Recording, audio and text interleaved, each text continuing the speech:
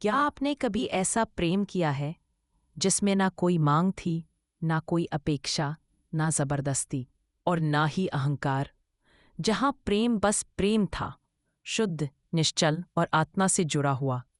ऐसा प्रेम जो किसी को पाने के लिए नहीं, बल्कि स्वयं को अर्पित करने के लिए होता है। ऐसा ही प्रेम कहलाता है भक्ति। प्रेम की अंतिम और सबसे परिपक्व अवस्था। प्रेम कोई एक घटना नहीं, बल्कि एक यात्रा है। यह यात्रा हमें काम, जिसे डिजायर्स भी कहते हैं, से भक्ति तक ले जाती है।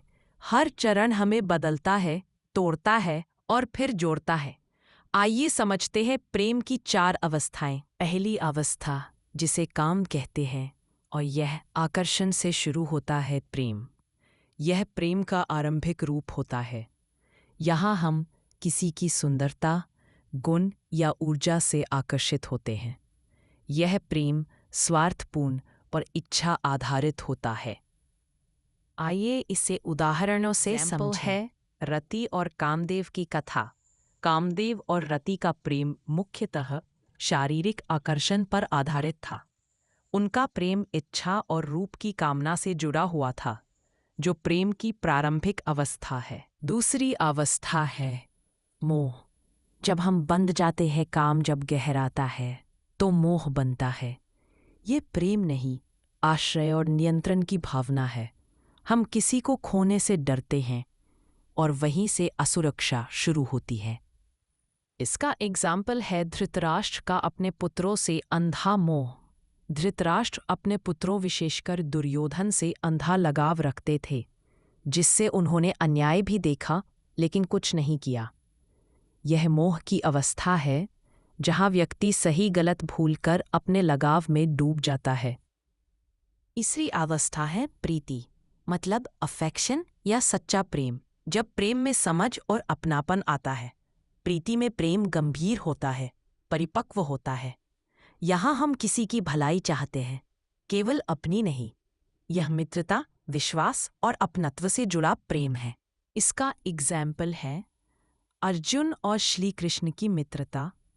अर्जुन और श्री कृष्ण का प्रेम मित्रता, विश्वास और सच्चे स्नेह पर आधारित था। उनकी प्रीति में समझ, सम्मान और आत्मीयता थी, लेकिन पूर्ण समर्पण अभी शेष था। चौथी अवस्था है भक्ति। यह प्रेम का अंतिम चरण है, जहाँ ना शरीर का आकर्षण है, ना मन की अपेक्षा, बस आत्मा है और समर्पण। इसका एग्जाम्पल है मीरा, तुलसी, सूरदास का प्रभु प्रेम। मीरा, तुलसीदास और सूरदास ने सब कुछ त्याग कर भगवान को ही अपना प्रेम और जीवन बना लिया। उनकी भक्ति में न स्वार्थ था, न भय, केवल समर्पण और प्रभु की लगन थी। तो भक्ति क्या है? भक्ति का अर्थ है निस्वार्थ प्रेम। ऐसा प्रेम जो स्वयं की पहचान छोड़कर प्रभु में समा जाए, जहाँ कोई शर्त नहीं, कोई वजह नहीं, बस प्रेम हो, वो ही भक्ति कहलाता है। भक्ति में प्रेमकर्ता और प्रेम का पात्र अलग नहीं रहते, वे एक हो जाते हैं। मैं नहीं, तू ही तू है। भक्ति में प्रेम सबसे परिपक्व होता है। क्यों? क्योंकि उसमें अहंकार नहीं होता। प्रेमकर्ता खुद को मिटा देता है। उसमें जबरदस्ती नहीं होती। वह प्रेम थोपता नहीं, बस बहता है।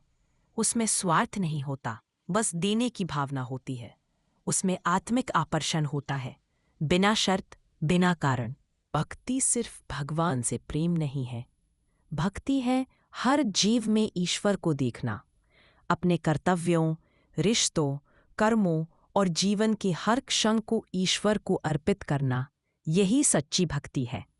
जब हम अपने कर्तव्य को पूजा समझकर निभाते हैं, वही भक्ति है। भक्ति कोई साधना नहीं, भक्ति एक प्रेम की चरम अवस्था है। जब प्रेम मांगना छोड़ दे, जब वह स्वार्थ से मुक्त हो जाए, जब प्रेम अहंकार की सीमाओं को पार कर दे, तब वह प्रार्थना बन जाता है, पूजा बन जाता है, भक्ति बन जाता है। अगर आपने कभी ऐसा प्रेम किया हो जो निस्वार्थ हो, निश्चल हो और बस समर्पण हो, तो आप पहले से ही भक्त हैं।